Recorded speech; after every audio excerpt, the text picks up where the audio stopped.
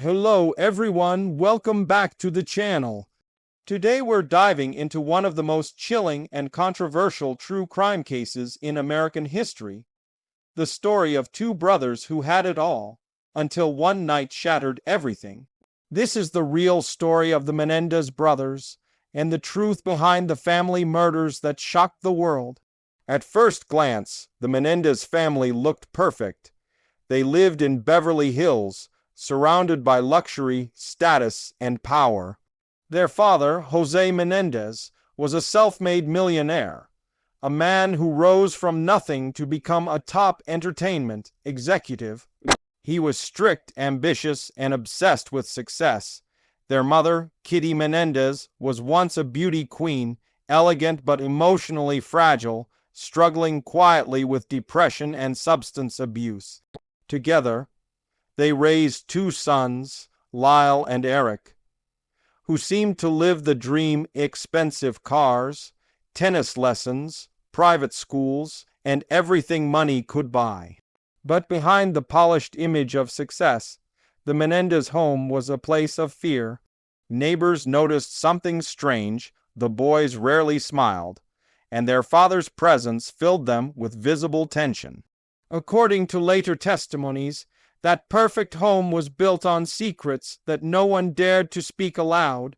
On August 20, 1989, a calm Sunday evening turned into horror. Police received a frantic 911 call from Lyle Menendez. His voice was panicked, broken. "Someone killed my parents." Officers rushed to their Beverly Hills mansion, and what they found inside was beyond comprehension. Jose and Kitty were brutally murdered in their living room while watching TV. Jose had been shot point blank in the back of the head. Kitty was hit several times. The final shot to her face left her unrecognizable. There was no sign of forced entry, no struggle, no robbery, just two lifeless bodies, and a mystery that stunned even seasoned detectives. At first, police believed it could be a mob hit. Jose's business connections were powerful, and enemies were possible. The brothers, dressed in black suits at the funeral, cried openly, embracing guests and sobbing over their parents' caskets. To the media, they appeared heartbroken, but detectives noticed something else. Their grief seemed to fade faster than expected. In the weeks following the murders, the Menendez brothers began spending extraordinary amounts of money. They bought Rolex watches, luxury cars, designer clothes, and even invested in restaurants. Eric hired a tennis coach. Lyle bought a Porsche and a restaurant in Princeton. Together, they spent nearly $700,000 in just a few months. Still, there was no evidence, no witnesses, no murder weapon. But detectives were watching closely, waiting for a mistake. And that mistake came when Eric, the younger brother, began seeing a therapist, Dr. Jerome Oziel. During one emotional session, Eric broke down and confessed that he and his brother had killed their parents. The therapist's girlfriend secretly recorded his confession, and that recording would change everything. When police got hold of the tapes, they arrested both brothers in 1990. The motive, they said, was greed. Two spoiled rich kids who couldn't wait to inherit millions. But once the trial began, the world saw a very different story unfold. In 1993, millions of Americans tuned in as the Menendez trial was broadcast live, one of the first televised murder trials in U.S. history. The defense revealed shocking allegations. The brothers claimed that their father had sexually and emotionally abused them for years. They said they lived in constant fear, that their father was a controlling man who demanded perfection by day and became a monster behind closed doors. They described nights filled with fear, manipulation, and silence. Their mother, they said, knew what was happening but turned away, consumed by her own addictions and despair. The courtroom fell silent as Eric described the years of abuse. The brothers claimed they killed their parents not out of greed, but out of terror. They believed their parents were planning to kill them to keep the family secrets buried forever. The prosecution, however, painted a very different picture. They said the brothers were lying, that they were cold, blooded killers who executed their parents in order to enjoy the wealth they didn't earn. They argued that the brothers' spending spree after the murders was proof of motive. They reminded the jury that Jose and Kitty were shot in a calculated, methodical way, not in a moment of fear, but in a planned ambush. The nation became divided.